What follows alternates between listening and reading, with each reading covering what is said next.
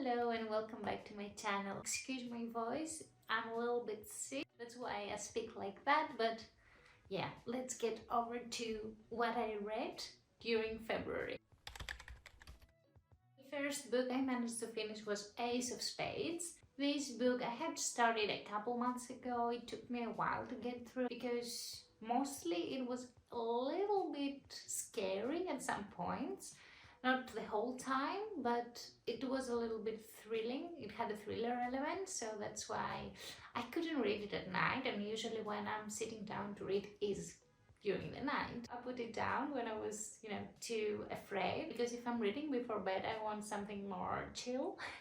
This is basically about two black students that attend a private academy, and suddenly during their last year at school they start getting threats. The whole school gets messages from an anonymous person that exposes all of their secrets, and sometimes not even real secrets, and we basically have to discover who is behind this, why are they doing it, what can the two students do to stop this, and if they will even be able to finish to graduate school. This had Gossip Girl vibes because of the mass text messages sent to the whole school from an anonymous texter, but with a spin of racism because it was the only two black students in the school and both of them are being attacked. The solution to the mystery was a little bit chilling. It chilled my blood. But the good thing is that it is a standalone, so you don't have to go through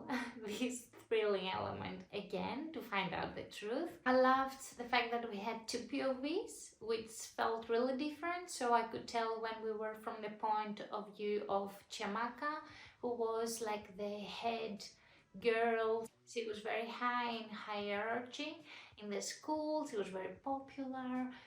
She seemed like she had everything. And then in contrast, we had the black student, the male black student, whose name was Devon. Devon was gay. It was a wholly different situation there. So there was black representation, LGBTQ plus representation. We talked about racism and black students in a white community might face, or black people that go from their black neighborhood to a white environment and then back. It was a very interesting experience. It was a little bit more scary for me than I would have liked when I picked it up. Also, we found out who the culprit was like 70% of the way through, and then I kind of lost my interest a little bit because I was like, okay, what next? We know what happened. But yeah, it was a good experience. It was good. Next, we have the Underground Railroad. I also have a reading vlog coming up soon where I'm reading the Underground Railroad, and I talk more about it there. But this is basically historical fiction talking about a black slave girl from Georgia and how to use the Underground Railroad, which I understand is a metaphor for something.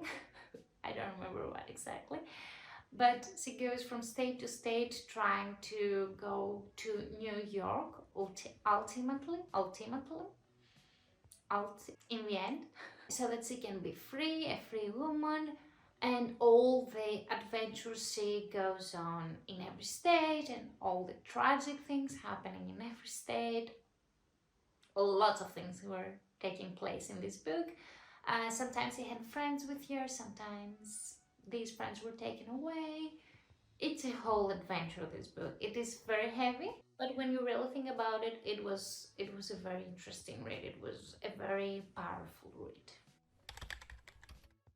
Then I read Twins, which is a graphic novel I actually found in the library. I read it in 2 sittings. It was very quick, very sweet. It dealt with the aspect of two twins, each of whom try to find themselves independently without the other twin. And because of that, it was middle grade, because up until that age, the twins don't mind being like one, being the same, dressing the same, having the same hairstyle. But after some point, especially during the teenage years, it's understandable that everybody tries to find themselves, and this is what this graphic novel was about. It was very interesting. I think it was one of my top reads of February actually. It was very quick, but so important, especially for the age that this is marketed for. Then I read The Fifth Season by N.K. Jackson. And this book I also read in the same reading vlog in which I read The Underground Railroad. Actually, I had started this a while ago, but I managed to finish this just this month because honestly, I know how hyped this book is. Personally, I don't like sci-fi and dystopian novels as much. I never have liked them. So yeah, it wasn't my favorite. I still liked it. I understood the importance of the story, but I think maybe if I read it in a different point in time, perhaps in a different age, perhaps later on, I might be able to connect with the characters and the story a little bit more. Nevertheless, I am going to try to give the rest of the series a chance because I'm curious where the story is going from now, because this book had 3 POVs and now we have reached the point where we know why we have these 3 POVs, and I'm very curious as to how the rest of the books are going to evolve. But I think I never said what this book is about. So this book is about the end of the world, basically. And the end of the world is caused by some people that have special powers. Yeah, that's it. I think that's all I can say without spoiling anything. I had been a little bit spoiled about something in this book, in the aspect that I knew to expect something. I didn't know exactly what, but I went in expecting something to happen. So I wasn't totally surprised when it happened.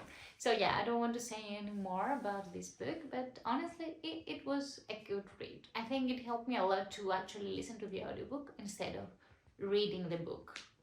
But at the same time, I lost some words at some points, but yeah. The next book I read was Fairest by Marissa Meyer. This is a novella, kinda, but actually has a lot of pages. Let me check how many pages. Almost 300 pages. It's a novella basically, but because it's in between books 3 and 4, in between Cress and Winter. This is the story of Queen Levana, the villain in the story, the Lunar Chronicles, and it basically follows Levana from when she was young and her parents had just died and her sister was the new queen, until the point she became the queen we all know and do not love, basically. And all the things she went through in between. At some points I felt bad for her because of everything she was going through, because of how bad her sister was, honestly. Towards the end, I started hating her again. So yeah, it served the purpose of knowing the background and how Levana became the queen that we know in the rest of the series, and how inevitable it would be for her to become who she is. I mean, I have also read Heartless by Marissa Meyer, and I know she can write a villain story, how a regular person can become a villain. So yeah, but I think this was much better than Heartless. Also, I really enjoyed the audiobook. It was very good. I totally recommend it. And I think this is one of the favorite installments of all the books in the series I've read so far, because it didn't take place in a space so much, so I didn't feel like I was reading sci-fi that much. Whereas in the rest of the series, I feel like I'm reading sci-fi. Yeah, but I mean, it's a sci-fi series, but anyway.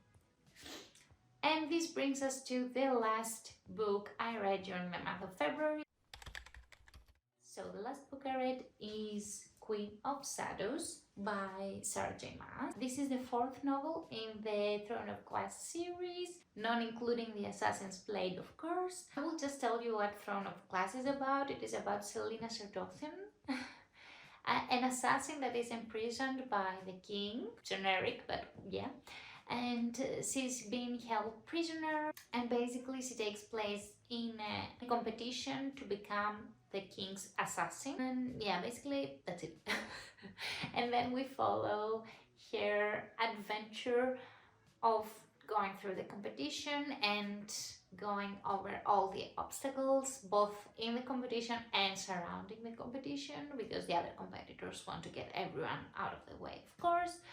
And she meets new people, she struggles with how she's going to deal with being an assassin for a person that she hates. My struggle with this book is that it was so long. It definitely didn't need to be that long. Too many things happened, but at the same time, some things were stretched out a little bit, or at least that's how I felt.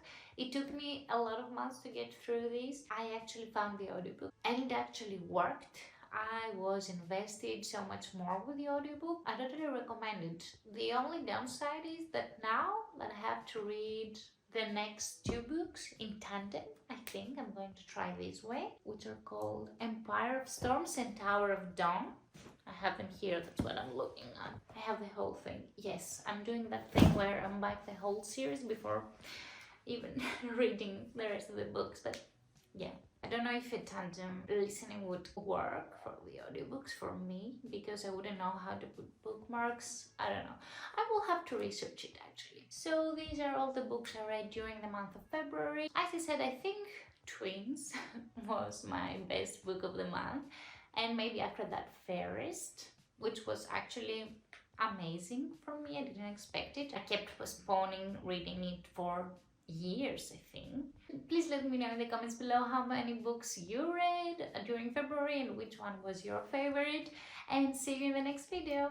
Keep an eye out for the reading vlog. Bye bye!